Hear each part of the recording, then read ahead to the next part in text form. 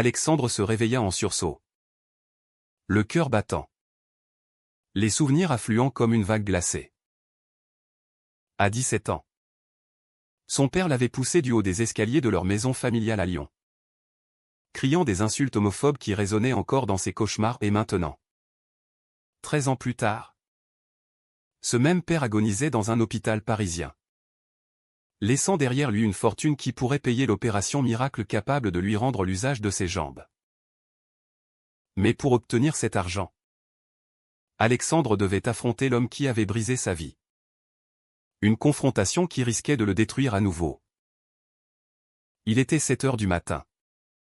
Et la lumière filtrant à travers les rideaux de son petit appartement dans le Marais illuminait les murs couverts de photos jaunies. Alexandre, assis dans son fauteuil roulant, fixait le message sur son téléphone, « Votre père est en phase terminale. Il souhaite vous voir. » Signé par l'avocat de la famille. 13 ans sans un mot. Sans un geste de regret. Et voilà que le vieux réapparaissait. Comme si de rien n'était. Alexandre serra les poings. Sentant la rage monter en lui. Comment osait-il? Après avoir nié son homosexualité. Après l'avoir traité de monstre. Après cette chute qui l'avait laissé paralysé des jambes. Son père osait le convoquer? Julien entra dans la pièce. Torse nu. Une tasse de café à la main. À 32 ans. Avec ses yeux bruns expressifs et sa barbe naissante. Il était le roc d'Alexandre depuis 5 ans. Tu as vu le message? Demanda-t-il d'une voix douce. S'asseyant sur le bord du lit. Alexandre hocha la tête. Les larmes aux yeux. Il est mourant. Julien. Et il a tout l'argent du monde. L'opération aux États-Unis coûte une fortune.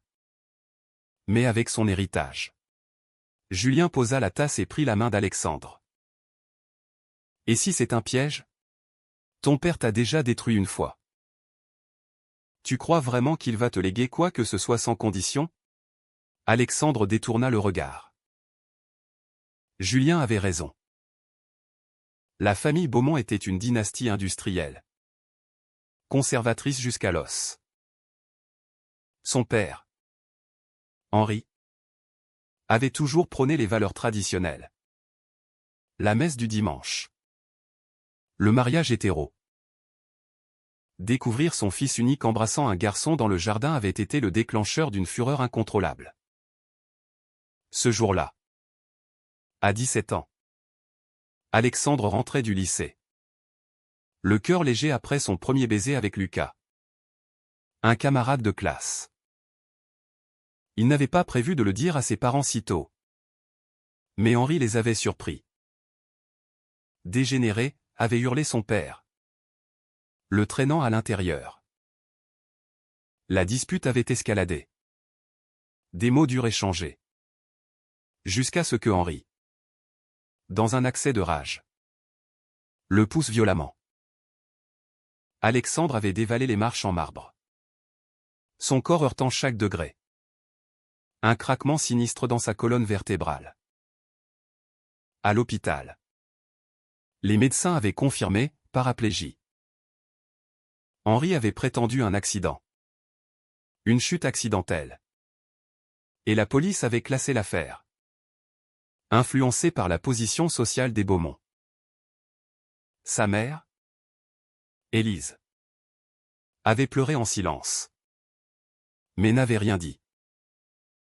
Elle avait choisi son mari. Alexandre avait fui à Paris dès qu'il avait pu. Aidé par une tante libérale. Il avait reconstruit sa vie, études en littérature. Un job de correcteur freelance. Et puis Julien. Rencontré lors d'une manifestation pour les droits LGBT. Julien, avocat spécialisé en droits humains, l'avait aidé à guérir ses blessures intérieures. Mais les cicatrices physiques restaient. Chaque jour. Se lever. S'habiller. Naviguer dans une ville pas toujours accessible. Était un combat. Et maintenant? Cette opération expérimentale aux USA. Une thérapie par cellules souches qui promettait de réparer les nerfs endommagés. Coût, 500 000 €. Inaccessible sans aide. Je dois y aller, murmura Alexandre. Julien fronça les sourcils. Seul? Non. Je viens avec toi. Alexandre secoua la tête. C'est mon combat. Si je montre que j'ai un compagnon, il risque de tout bloquer. Julien se leva. Frustré. Et moi? Dans tout ça? On est ensemble. Alex. Tu ne peux pas me cacher comme une honte. Alexandre sentit une pointe de culpabilité. Julien avait raison. Mais la peur l'emportait. La société française avait évolué depuis le mariage pour tous en 2013. Mais dans les cercles conservateurs comme celui des Beaumont, l'homophobie persistait. Sournoise. Déguisée en valeurs familiales. Le train pour Lyon partit à midi. Alexandre, seul, observait les paysages défiler. Son esprit tourmenté.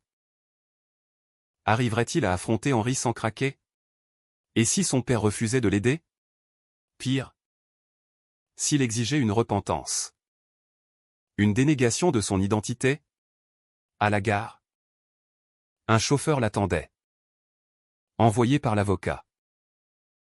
L'hôpital était un bâtiment moderne. Aseptisé. Dans la chambre privée, Henri gisait.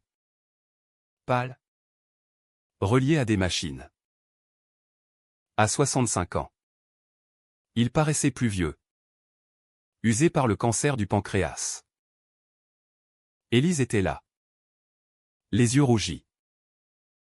Alexandre, murmura-t-elle, se levant pour l'embrasser. Il se raidit. Maman. Henri ouvrit les yeux. Faiblement. Fils. Approche.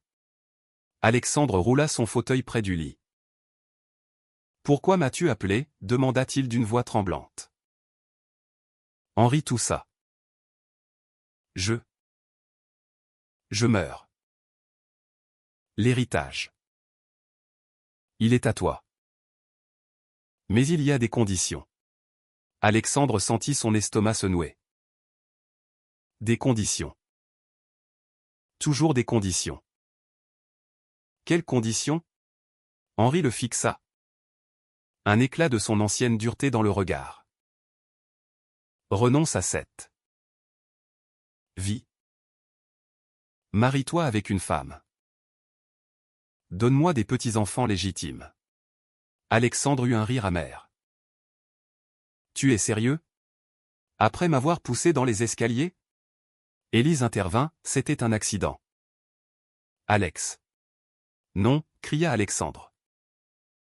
C'était de la haine pure. Henri ferma les yeux. J'ai regretté. Mais Dieu ne pardonne pas le péché. Alexandre tremblait. La confrontation avait commencé.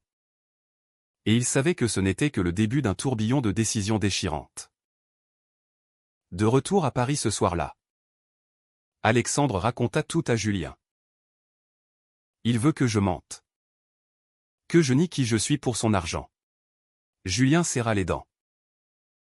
Et tu vas le faire? Alexandre hésita. Pour marcher à nouveau? Peut-être. Julien se leva. Choqué. Tu me quitterais pour ça? Alexandre baissa la tête.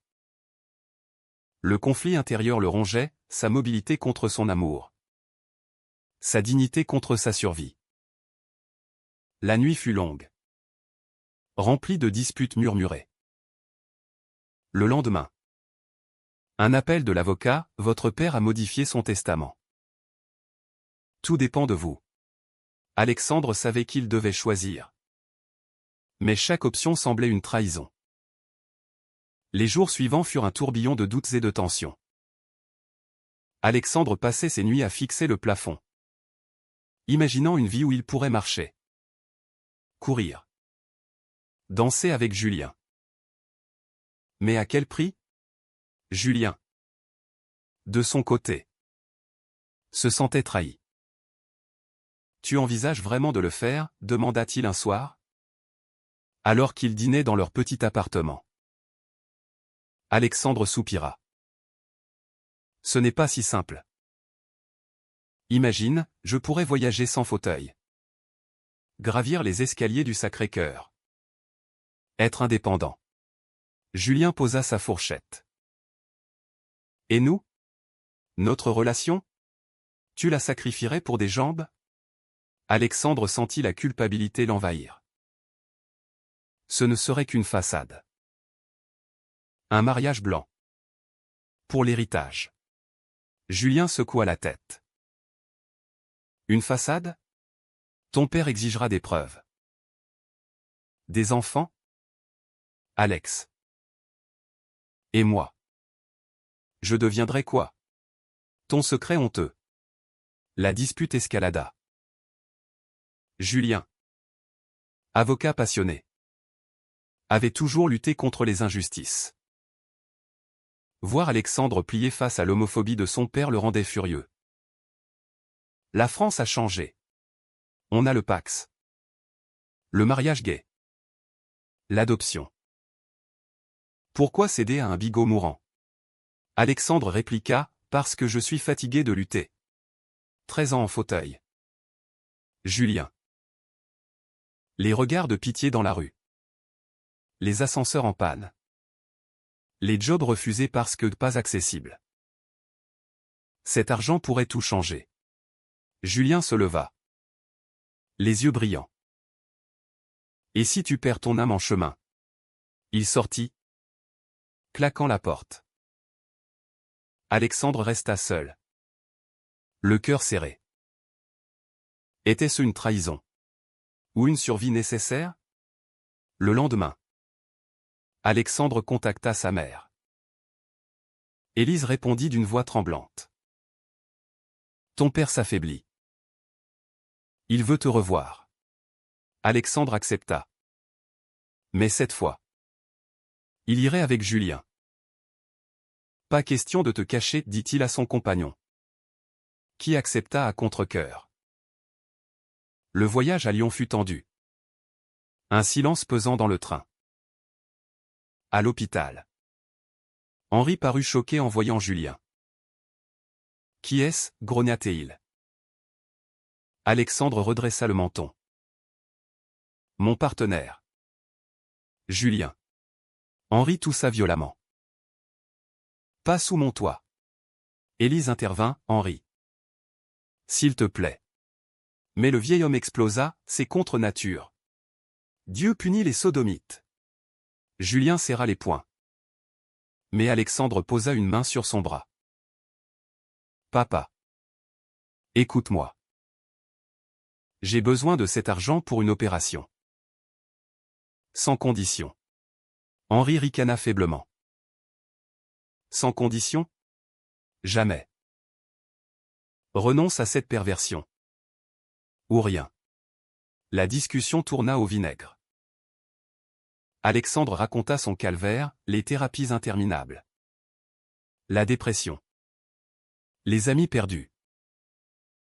Tu m'as volé ma jeunesse, cria-t-il. Henri. Les larmes aux yeux pour la première fois. Murmura, je pensais te sauver l'âme. Julien intervint, en le brisant physiquement. C'est de la violence? Pas de l'amour. Henri détourna le regard.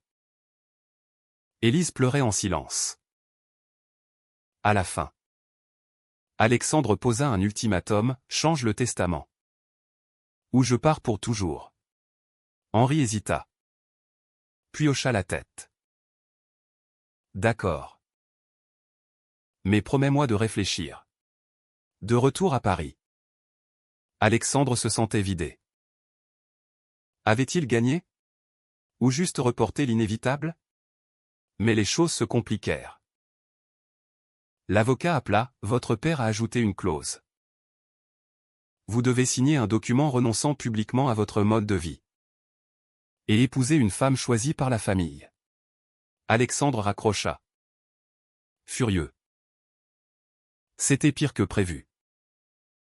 Julien, en entendant ça, explosa, c'est du chantage. Porte plainte.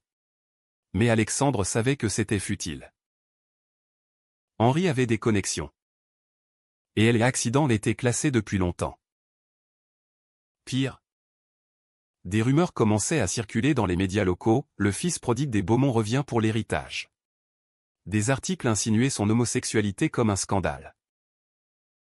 Alexandre décida de contre-attaquer. Il contacta une association LGBT à Paris, qui l'aida à préparer une interview. Dans un café du Marais, il rencontra une journaliste progressiste. « Racontez votre histoire, dit-elle. Alexandre hésita. Puis se lança, la chute. L'homophobie. Le chantage actuel. L'article parut le lendemain. Titré « Un père homophobe et un héritage empoisonné ». Les réseaux sociaux s'enflammèrent. Soutien des militants. Mais aussi haine des conservateurs. Henri, apprenant ça, entra en rage. Élise appela, tu as tout gâché.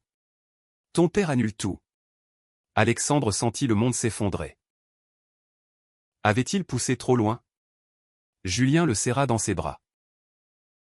Tu as fait ce qu'il fallait. La vérité vaut plus que l'argent.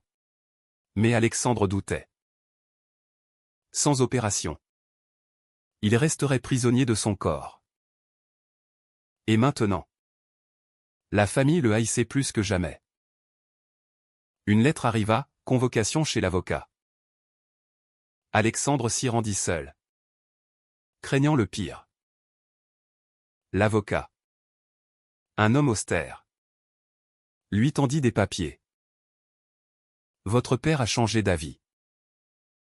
L'héritage est à vous. Sans condition. Mais il refuse de vous revoir. Alexandre lut. Stupéfait. Pourquoi ce revirement? L'avocat haussa les épaules, la presse. Peut-être. Ou la conscience. Alexandre signa. Le cœur battant. Était-ce une victoire? Ou un piège dissimulé? De retour chez lui, il annonça la nouvelle à Julien. On peut payer l'opération. Julien sourit. Mais avec réserve.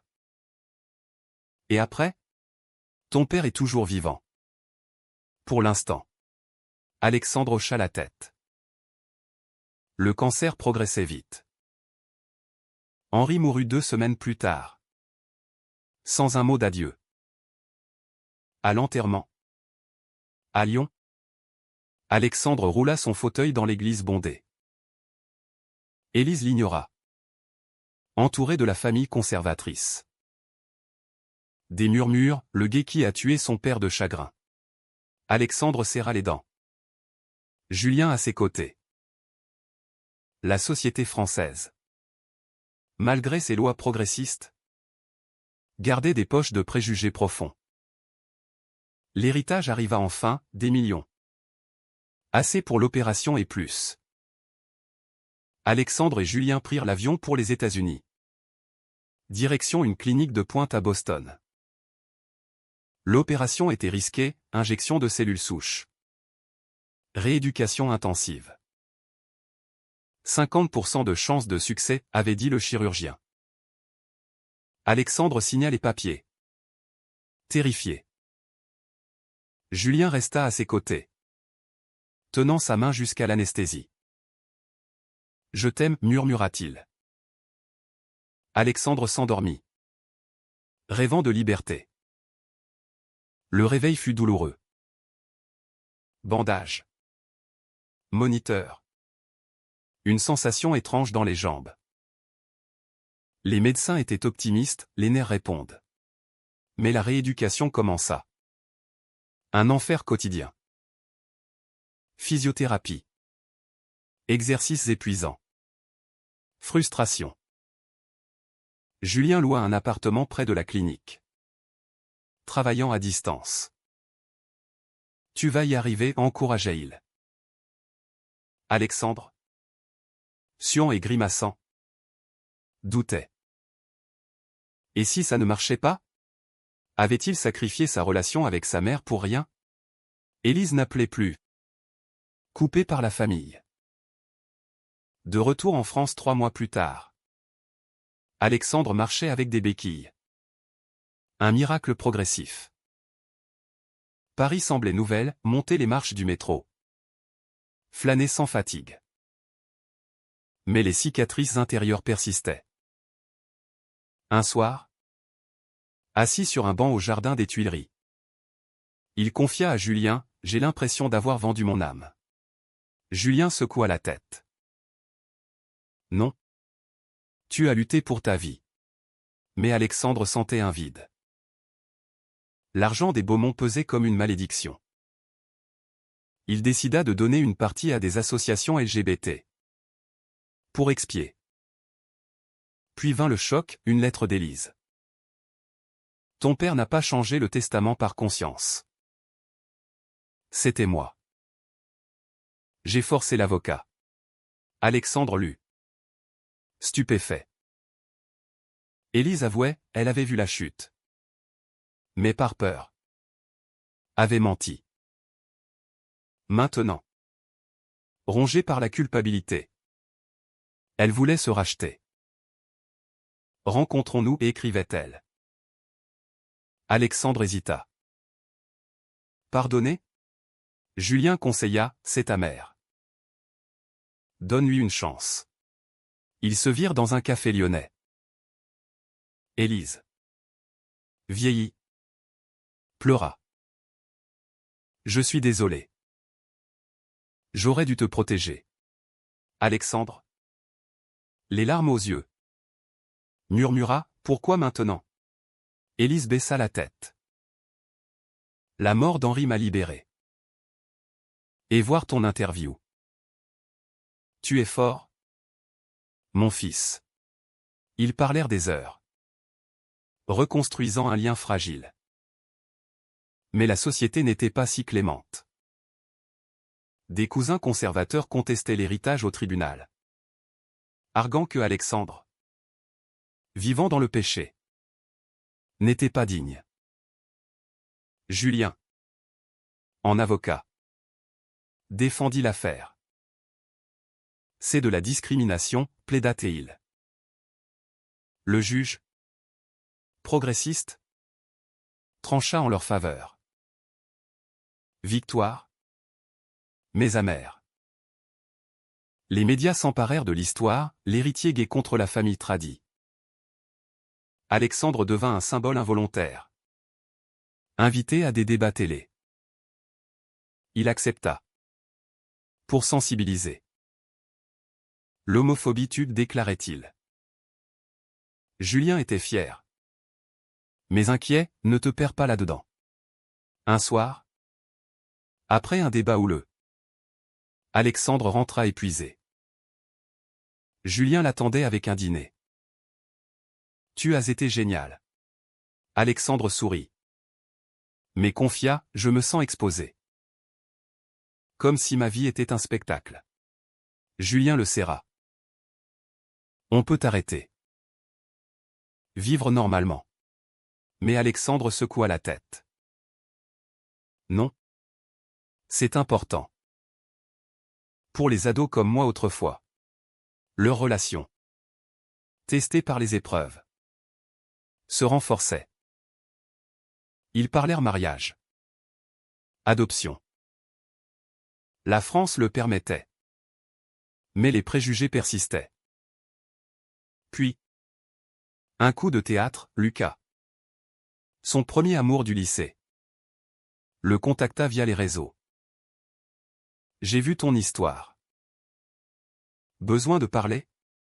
Alexandre accepta. Curieux. Ils se virent à Paris.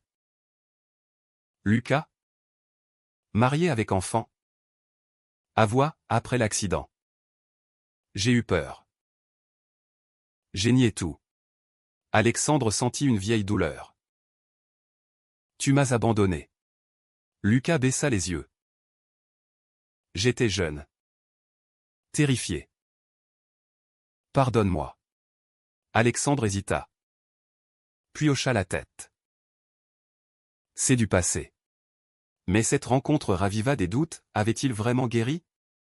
Julien, apprenant ça, fut jaloux. Pourquoi le voir? Alexandre expliqua, pour clore le chapitre. La tension monta. Une dispute éclata. Tu regrettes notre vie, cria Julien. Alexandre nia. Mais au fond, il se questionnait. L'opération avait changé son corps. Mais pas son esprit tourmenté. Était-ce le prix de la liberté? Les mois suivants furent une montée en crescendo de conflits internes et externes. Alexandre, maintenant marchant sans aide, se lança dans l'activisme. Il fonda une association pour les victimes d'homophobie familiale, utilisant l'héritage pour financer des thérapies et des logements. Julien le soutenait. Mais leur relation craquelait. Tu es toujours absente, se plaignait-il. Alexandre répliquait, c'est pour une cause. Mais au fond, il fuyait les souvenirs. Fuyait la peur d'une vie normale après tant de chaos. Élise vint à Paris, logeant chez eux. Elle s'intégra doucement, apprenant à connaître Julien. Tu es bon pour mon fils, dit-elle un jour. Julien sourit. Mais lors d'un dîner, elle lâcha, Henri n'était pas si mauvais. Il t'aimait à sa façon. Alexandre explosa, à sa façon? En me paralysant? Élise pleura. Il regrettait. Mais son éducation. Alexandre quitta la table. Furieux. Pardonner était dur. Julien le suivit, elle essaie. Alexandre murmura, et si je ne peux pas? Puis vint la trahison inattendue. Un cousin, furieux de l'héritage, contacta la presse avec des preuves, des lettres falsifiées insinuant qu'Alexandre avait provoqué la chute pour de l'argent. Scandale. Alexandre, accusé de manipulation, vit son association menacée. Julien défendit, c'est du diffamation. Mais le mal était fait. Des donateurs se retirèrent. Des menaces arrivèrent. Alexandre, brisé, envisagea de tout abandonner. Peut-être que mon père avait raison. Je suis maudit. Julien le secoua, non. Batte-toi. Ensemble. Ils portèrent plainte. L'enquête révéla les faux, le cousin arrêté. Victoire. Mais Alexandre était épuisé. Un soir, seul sur un pont de la Seine, il contempla l'eau sombre. Suicide? Non. Julien l'appela, reviens. On a besoin de toi. Alexandre rentra, pleurant dans ses bras. J'ai failli tout perdre. Julien murmura, mais tu m'as moi. La réconciliation avec Élise culmina lors d'un voyage à Lyon. Visite de la maison familiale. Souvenir affluent. Élise avoua, j'ai détruit les preuves de l'accident. Par amour pour Henri. Alexandre, choqué, demanda, pourquoi me dire ça maintenant? Élise, pour que tu saches la vérité. Et que tu me pardonnes. Alexandre hésita. Puis l'embrassa. Je t'aime, maman. Un pas vers la guérison. Mais le climax arriva lors d'une conférence LGBT. Alexandre parla de son histoire. Ovationné. Soudain, un éclair cria, tu profites de ta victimisation pour l'argent. Alexandre riposta, c'est la réalité de milliers. Débat enflammé. Société divisée. Rentrée. Il questionna Julien, ai-je raison de lutter? Julien, oui. Mais pas au prix de nous.